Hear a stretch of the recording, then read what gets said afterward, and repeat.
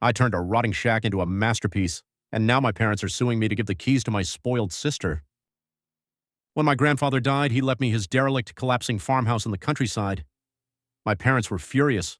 They wanted him to sell it and put the money into a college fund for my younger sister, Chloe.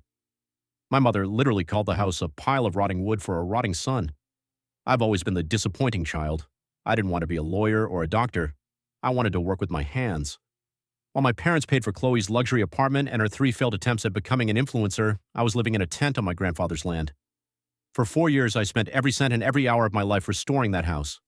I learned carpentry, plumbing, and masonry. I brought that pile of rotting wood back to life until it looked like something out of a magazine. Last month, I finally finished. The house is a masterpiece, rustic, modern, and worth 4 times what it was.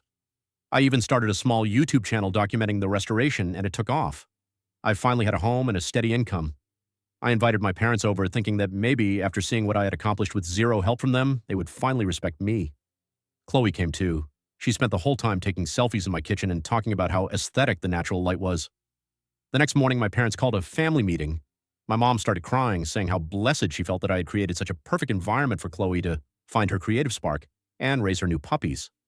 I asked her what she was talking about. My dad sat me down and said, "Look, Leo, Chloe is struggling. She's depressed in the city and her brand isn't growing. This house is exactly what she needs to reboot her life. We want you to move out and let her have it." I was stunned. "Move out? I built this. This is my home." My mother snapped, "Don't be selfish. You've already proven you're a master builder. You clearly enjoy the process of fixing things. You can just go find another shack and do it again. It's like a hobby for you, right? But Chloe needs this now. She doesn't have your rugged skills. She needs a finished product to be happy." They told me that since I found myself during the restoration, the house had served its purpose for me.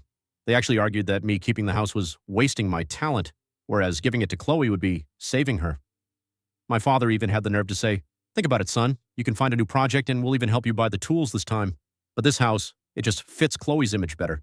It would be a crime to keep her in the city when she could be here." I told them to get lost. I told them that if Chloe wanted a farmhouse, she could buy a hammer and start swinging.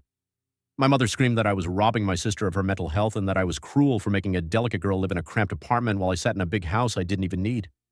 Now the family is at war. My parents are telling everyone I'm gatekeeping my grandfather's legacy. They've even tried to find a legal loophole in the will to contest my ownership, claiming I manipulated my grandfather. I'm standing my ground, but the guilt tripping is constant. They keep saying, "Yeah, you're so talented, you'll have 10 houses by the time you're 40. Why can't you just give your sister this one win?"